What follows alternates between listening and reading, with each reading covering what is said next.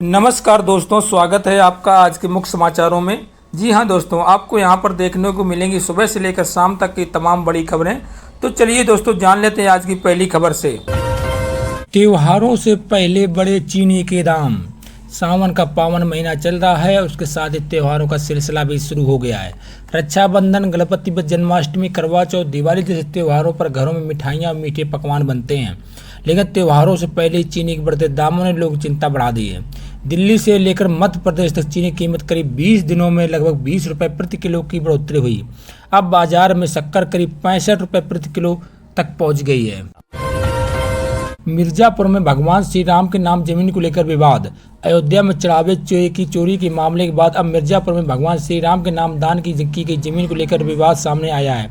आरोप है कि शहर कोतवाली क्षेत्र में आलू के गोदाम के सामने मौजूद करोड़ों अरबों रुपए की जमीन पर प्लाटिंग कर उसे बेचने की कोशिश की जा रही है। दावा है कि राजस्व रिकॉर्ड और हाई कोर्ट के आदेशों में यह जमीन भगवान श्री रामचंद्र के नाम दर्ज है। मामले को लेकर अधिवक्ता संतोष शुक्ला ने अदालत का रुख किया है। वंदे मातरम पर कांग्रेस और बीजेपी आमने सामने।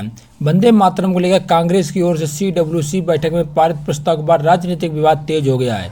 केंद्रीय गृह मंत्री अमित शाह ने कांग्रेस पर हमला बोलते हुए आरोप लगाया कि पार्टी ने देश विरोधी फैसला लिया है और तुष्टीकरण की राजनीति को बढ़ावा दिया है। अमित शाह ने देश की जनता से इसके खिलाफ एकजुट होने की अपील की है। इस मुद्दे को लेकर बीजेपी और कांग्रेस के बीच सियासी बयानबाजी और तेज होने की संभावना है। ऑपरेशन मुस्कान से 2 किशोर बरामद।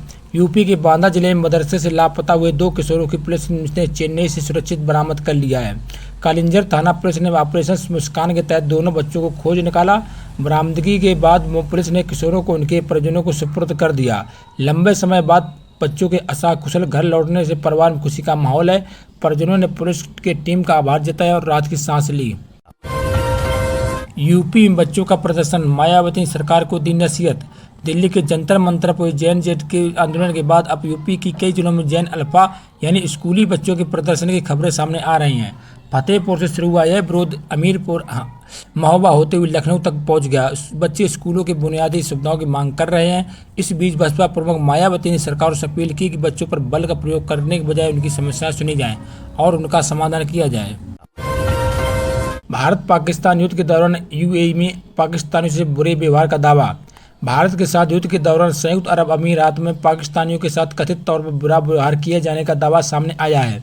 यह दावा पाकिस्तान के पूर्व संसद अध्यक्ष और सांसद आसर कैंसर ने किया। पाकिस्तानी संसद में उन्होंने कहा कि युद्ध शुरू होने दिन पाकिस्तानियों को होटल उपलब्ध नहीं कराए जा रहे थे। उन्होंने यह भी दावा किया कि कई पाकिस्तानियों को उड़ानें रद्द कर दी गई, उनके साथ कथित तौर पर खराब व्यवहार किया गया। मुरादाबाद में 3 बच्चों की मां ने 6 बच्चों के पिता से किया निकाह। मुरादाबाद के भोजपुर थाना क्षेत्र के एक अलग तरह की प्रेम कहानी सामने आई है। रानी नांगल गांव के 3 बच्चों की मां तबस्सुम ने 6 बच्चों के पिता मोहम्मद उमर से निकाह कर लिया। बताया जा रहा है कि दोनों के बीच लंबे समय से प्रेम संबंध था। सामाजिक दबाव के चलते दोनों ने पहले चोरी छिपे कोर्ट मैरिज की थी। अब गाँव की पंचायत ने उनके रिश्तों को सामाजिक मंजूरी दे दी है। POK में 71 दिनों से प्रदर्शन, सविनय अवज्ञा आंदोलन का ऐलान। पाकिस्तान के कब्जे वाले कश्मीर यानी POK में पाकिस्तानी शासन के खिलाफ विरोध प्रदर्शन लगातार जारी है। बताया जा रहा है कि आंदोलन को 71 दिन पूरे हो चुके हैं। प्रदर्शनकारियों को रोकने के लिए पाकिस्तानी सेना की कोशिश के बावजूद विरोध जारी है। अब ज्वाइंट आवामी एक्शन कमेटी यानी JACC ने सविनय अवज्ञा आंदोलन शुरू करने का ऐलान किया है। संगठन का कहना है कि POK में गोली के बल पर शासन स्वीकार नहीं किया जाएगा। BJP विधायक जय देवी कौशल ने मंदिर में भेदभाव का लगाया आरोप। मलिहाबाद के BJP विधायक जय देवी कौशल ने काकोरी स्थित शीतला माता मंदिर में आयोजित जीर्णोद्धार और भूमि पूजन कार्यक्रम को लेकर गंभीर आरोप लगाए हैं। विधायक का दावा है कि मंदिर के विकास के लिए उन्होंने शासन से करीब 1.5 करोड़ रुपए का बजट दिलाया था, लेकिन जब वह शिलान्यास कार्यक्रम में पहुंची तो उन्हें पूजा में बैठने की अनुमति नहीं दी गई। उन्होंने आरोप लगाया कि पारसी समाज से होने के कारण उनके साथ जातिगत भेदभाव किया गया। गौतम बुद्ध नगर में डेंगू का बढ़ता खतरा। गौतम बुद्ध नगर में मानसून के बीच डेंगू का खतरा बढ़ता जा रहा है। बारिश के बाद जगह पानी मच्छरों के बढ़ते प्रजनन को देखते हुए स्वास्थ्य विभाग सतर्क हो गया है। अब डेंगू का खतरा केवल ग्रामीण इलाकों तक सीमित नहीं है, बल्कि नोएडा, ग्रेटर नोएडा की हाई राइज सोसाइटी में भी मामले सामने आने की चिंता बढ़ी है। स्वास्थ्य विभाग ने लार्वा और जल भराव मिलने पर अब तक 15 नोटिस जारी किए गए हैं। यूपी में बारिश का नया अलर्ट। उत्तर प्रदेश में मानसून एक बार फिर सक्रिय हो गया है। मौसम विभाग ने 20 अगस्त को प्रदेश के कई हिस्सों में भारी बारिश और गरज चमक की संभावना जताई है। पश्चिमी यूपी के साथ पूर्वी जिलों में भी बारिश का असर देखने को मिल सकता है। लोगों को जल भराव वाले इलाकों में सावधानी बरतने और मौसम अपडेट पर नजर रखने की सलाह दी गई है। प्रयागराज में स्कूल बंद। प्रयागराज में लगातार हो रही भारी बारिश को देखते हुए स्कूलों में लेकर बड़ा फैसला लिया गया। 20 अगस्त को प्री प्राइमरी से लेकर कक्षा 12 तक के सभी स्कूल बंद रखने का निर्णय लिया गया है। लगातार बारिश के कारण शहर के कई हिस्सों में जल भराव की स्थिति बनी हुई है। प्रशासन ने बच्चों की सुरक्षा को ध्यान में रखते हुए कदम उठाया गया है। जैन अल्फा के प्रदर्शन का असर। उत्तर प्रदेश स्कूली बच्चों को जैन अल्फा आंदोलन का असर अब कई जगहों पर दिखाई देने लगा है। रिपोर्ट के अनुसार कन्नौज के नवोदय विद्यालय में भोजन की व्यवस्था में सुधार हुआ।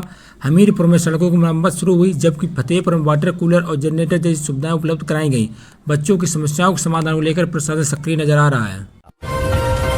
बागपत के निशानेबाज अखिल सोराण को मिलेगा अर्जुन अवार्ड। उत्तर प्रदेश के बागपत जिले के अंगदपुर गांव निवासी प्रतिभाशाली निशानेबाज अखिल सोराण को प्रतिष्ठित अर्जुन अवार्ड से सम्मानित किया जाएगा। एक खबर सामने आते ही परिवार, दोस्तों और ग्रामीणों में खुशी की लहर दौड़ गई। लोगों ने एक दूसरे की मिठाई खिलाकर खुशी मनाई। अखिल की यह उपलब्धि उनके परिवार के साथ पूरे बागपत जिले के लिए गर्व की बात है। बागपत से यह 7 खिलाड़ियों को अर्जुन अवार्ड मिल चुका है। गाजियाबाद में सड़क हादसा। गाजियाबाद दिल्ली मेरठ एक्सप्रेस पर एक दर्दनाक सड़क हादसा सामने आया है। हरिद्वार से कांवड़ यात्रा पूरी कर 4 दोस्त बाइक से गुरुग्राम लौट रहे थे। इसी दौरान उनकी बाइक सड़क किनारे खड़े एक ट्रक में जा टकराई। हादसे में 2 कांवड़ियों की मौत हो गई। घटना के बाद सड़क सुरक्षा आपातकालीन सेवाओं को लेकर भी सवाल उठ गए हैं। मायावती ने सरकार से की अपील। बसपा प्रमुख मायावती ने यूपी में स्कूली बच्चों को प्रदर्शन लेकर सरकार को संवेदनशीलता बरतने की सलाह दी गई है। उन्होंने कहा कि बच्चों की समस्याओं को सुनना चाहिए, उनके समाधान की दिशा में कदम उठाने चाहिए। मायावती ने 6 बिंदुओं के जरिए अपनी चिंता जाहिर की और कहा कि बच्चों पर बल प्रयोग करने के बजाय उनकी बात समझना उचित होगा। श्रीवस्ती एनकाउंटर मामले में सीबीआई जांच। श्रीवस्ती में कथित एनकाउंटर के मामले पर इलाहाबाद हाई कोर्ट ने गंभीर सवाल उठाए हैं।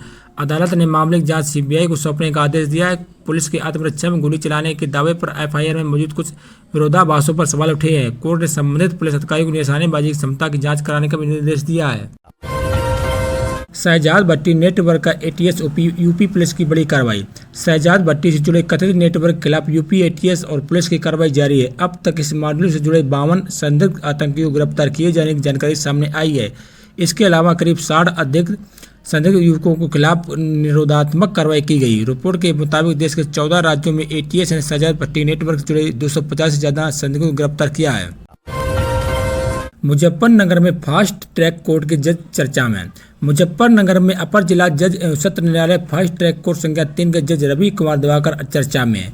बताया जा रहा है कि पिछले 5 महीनों में उनकी अदालत ने 9 मामलों में 22 दोषियों को फांसी के साथ सुनाई।